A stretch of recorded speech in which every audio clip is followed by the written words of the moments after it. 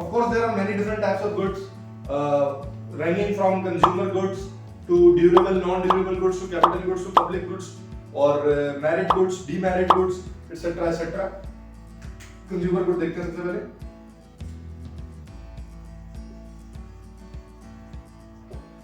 Consumer goods are basically goods होते क्या है? गुड्स बेसिकली वो प्रोडक्ट्स होते हैं जो हम यूज करते हैं कोई भी डेली यूज के लिए, जैसे कि सर्फ हो गया, जैसे कि सोप हो गया, चलेंगे तो नॉर्मल छोटी मोटी चीज हो गई। अगर हम बड़ी चीजों को ले लें जैसे कि फ्रिज हो गई, गाड़ी हो गई, वो सब भी गुड्स में ही आएंगे। और दूसरी टर्मिनोलॉजी जो है वो होती है सर्विसेज। सर्विसेज के अंदर आ जाता है banking system, insurance system, etcetera etcetera. तो इस वक्त हम गुड पे फोकस कर रहे हैं, तो this is good. Now when we talk about consumer good, यानी कि ऐसा कोई भी गुड जो कंज्यूमर के लिए बना है, लिहाजा almost each and every good is consumer good. Then there are two broad categories in consumer good, one is durable and second is non-durable. Durable have a life of about 6 months, non-durable about a year or more. ठीक है, durable goods के अंदर आपके पास साबुन, Surf और इस तरह की चीजें आती है। नॉन ड्यूरेबल गुड्स के अंदर आपके पास मशीनरीज, आपके पास गाड़ियां वगैरह वगैरह इस तरह की चीजें आ जाती है। So this was consumer goods की explanation.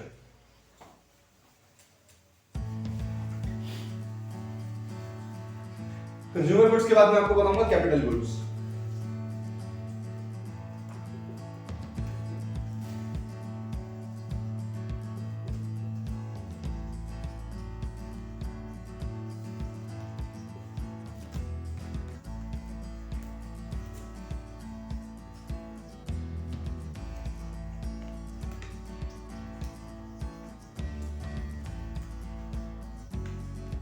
कैपिटल गुड्स वो गुड्स हैं जो कि इस्तेमाल होते हैं मजीद गुड्स बनाने के लिए।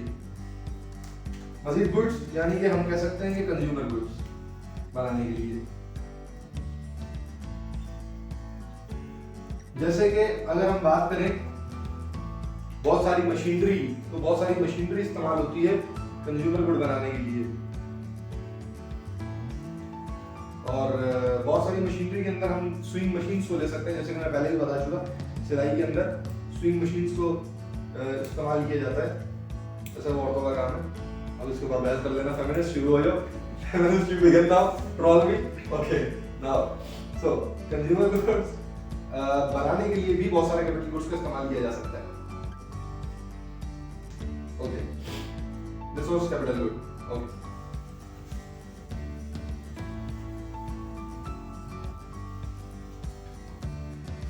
अब हम डिस्कस करेंगे merit and demerit goods. Merit goods वो गुड्स होते हैं जो बेसिकली कंज्यूमर को पता नहीं होता कि उसके लिए कितने अच्छे हैं, लिहाजा वो उसके अंडर कंजम्पशन कर रहा होता है। इसकी एग्जांपल में हम एजुकेशन एंड हेल्थ केयर को लेते हैं अमूमन, बल्कि अक्सर, बल्कि हमेशा ही ऑलमोस्ट। लिहाजा हम ये बात करेंगे कि उनकी अंडर प्रोडक्शन होने की वजह से उनकी कंजम्पशन ज्यादा होती है, ज्यादा करनी होती है। लिहाजा उनको ज्यादा करने के लिए गवर्नमेंट उसके ऊपर उसकी प्राइस थोड़ी लो कर देती है, थोड़ी कंपनसेशन दे देती है, थोड़ी सब्सिडी दे देती है, वगैरह वगैरह। These are merit goods. ऐसा क्यों करती है गवर्नमेंट?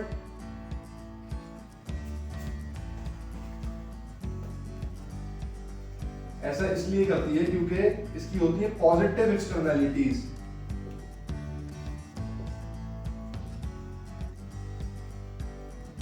यानी कि they create positiveness in the society. जब ज्यादा एजुकेशन होगी, more workers will be produced.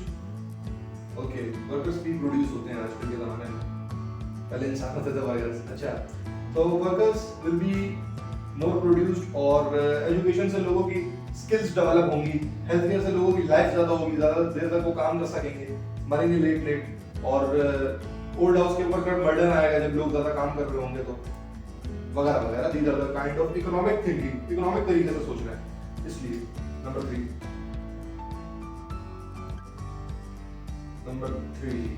Demerit goods. Okay, numbers तो मेरे ख्याल से मैंने बहुत मिक्सअप कर दिए,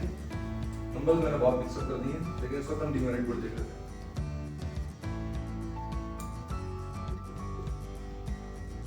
अब डीमेरिट गुड्स वो गुड्स होते हैं जिनकी कंजम्पशन से नेगेटिव एक्सटर्नैलिटीज प्रमोट होती हैं।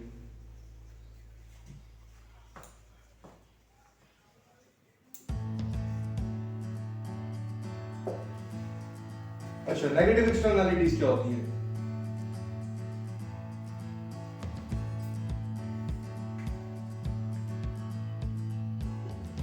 नेगेटिव एक्सटर्नैलिटीज होती हैं जिस तरह इंसान की लाइफ जिस तरह उसमें ज्यादा हो रही थी, इसमें कम हो रही होगी। जैसे कि स्मोकिंग हो गई, अल्कोहल हो गया, लिवर के अंदर छेद होता है और प्लीज आराम भी है तो प्लीज अवॉइड इट।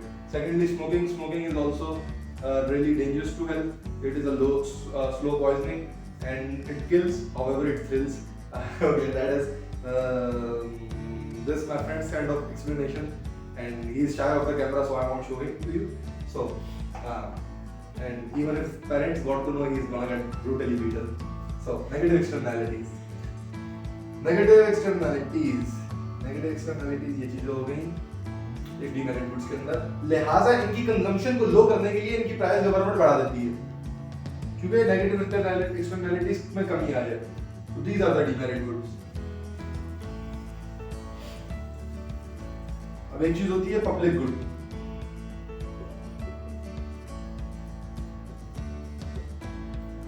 अब पब्लिक गुड होती है बेसिकली वो गुड्स जो गवर्नमेंट प्रोड्यूस करती है पब्लिक के लिए with two basic characteristics.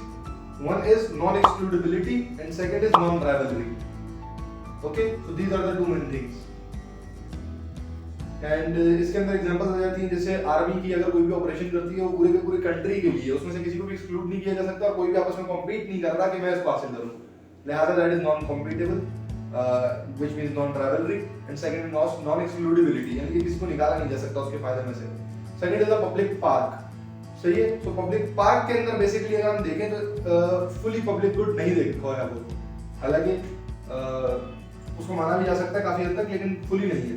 लेकिन जब हम स्ट्रीट लाइट की बात करते हैं, वो ये that is the perfect example of public good. वो रोशनी दे रही है, how many people move from there, it is still providing light. And second is no one is competing to get that light, so that's it public good. मैंने आज के दिन में आपको डिवीजन ऑफ लेबर भी समझाना था, लेकिन चूंकि मेरे ख्याल से टाइम काफी हो चुका है, लिहाजा मैं आपको division of labour and specialisation next video में इंशाल्लाह समझाऊंगा। Have a good day, good luck, okay. And both of you, तुम दोनों भी इससे कुछ सीखो, ठीक है? Okay, thank you, meet you soon.